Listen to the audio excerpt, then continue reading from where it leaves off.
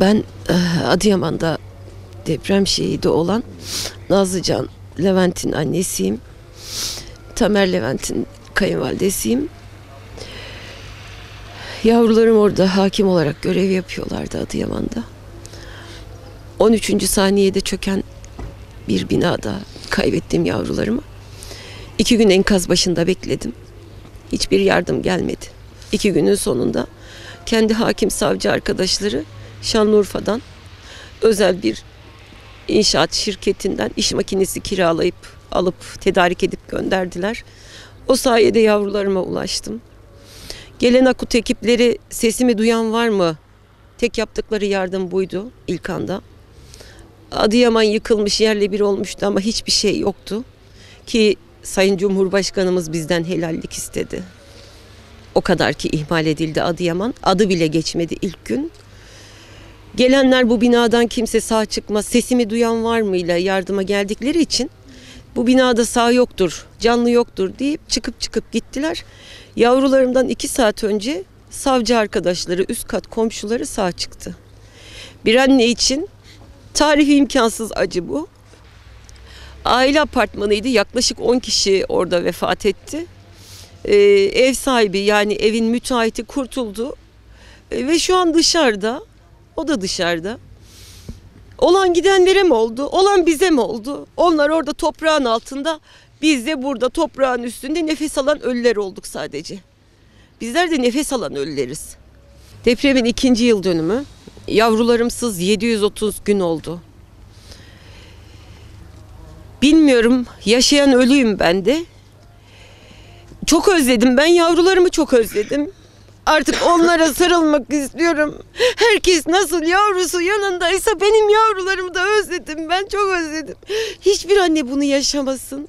İhmal olanlar hariç. Onlar yaşasınlar. Onlar da aynısını yaşasınlar.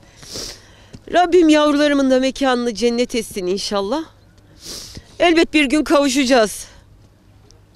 Elbet bir gün onlarla kavuşacağız. Rabbim yavrularımı Peygamber Efendimiz'e komşu etsin inşallah. Tamer benim yeğenim. Bu da benim yeğenim. 6 Şubat 2. yılı içimden buraya geldi.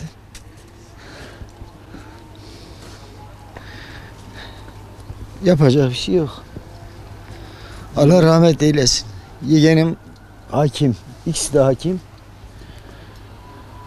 5,5-6 aylık evlilerdi. Adıyaman'da göçük altında kaldılar.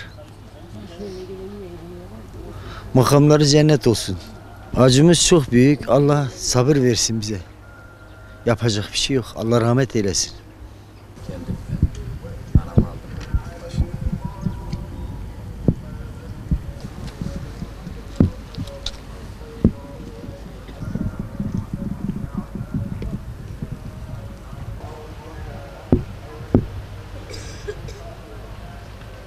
Görümcemin kızı.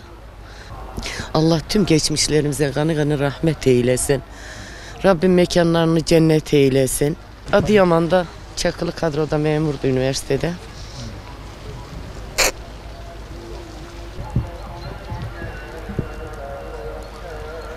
Depremde bir gün önce oğlumu kaybettim. 2. günde ailemi kaybettim. Ailenizde kaç kişi kaybettiniz? 6 kişi.